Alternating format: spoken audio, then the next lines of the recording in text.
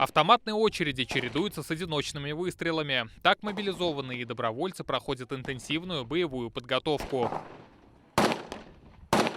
Полигон разбит на площадке. С автоматом Калашникова бойцы отрабатывают навыки боя в разных условиях. На одной площадке учат идти в атаку, на другой из укрытия ликвидировать наступающего противника. Занятия проходят под руководством опытных инструкторов и офицеров запаса. Проверить навыки владения оружием решили и мы. Во время подготовки мелочей быть не может. Здесь мобилизованных учат вести бой в замкнутом пространстве, а именно выбрать правильный угол для поражения противника.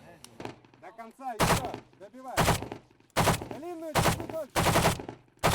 Огневой подготовке особое внимание. Здесь на полигоне призванные из запаса восстанавливают навыки стрельбы, полученные еще в армии. Боевой дух на уровне, то есть народ хочет заниматься, не противится занятиям, наоборот, сами хотят подготовки, благодарят за подготовку, то есть не было еще таких людей, которые говорили, нам это не надо, мы этого не хотим, наоборот, то есть народ хочет. Рядом тренируются зенитчики. Выстрелы один за другим, точно в цель. Сейчас было выполнено упражнение «Стрельба по воздушной цели». Задача огневая номер 4. Задача огневая на первый раз можно считать, что достаточно успешно. Сейчас идет боевое слаживание. У многих мобилизованных реальный военный опыт. И каждый знает, куда приехал и для чего. Как и пример своим детям, поэтому сам пришел служить. Настрой нормальный, хороший, боевой. Все, кто здесь есть, по одна семья.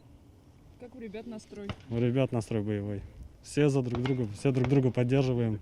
Учения идут с утра и до самого вечера. От отработки навыков стрельбы до тактики и оказания первой помощи. Доводят движение до автоматизма. Думать некогда, должны работать рефлексы. Если мы не научим их действовать на уровне подсознания и рефлексов, у них ничего не получится. Поэтому мы работаем по круговой системе, прогоняем одни и те же упражнения раз за разом. Все действительно понимают, что находят в себе силы и идут, несмотря на то, что у них есть семьи, кто-то их дома ждет, они понимают, что должны выполнять свой долг.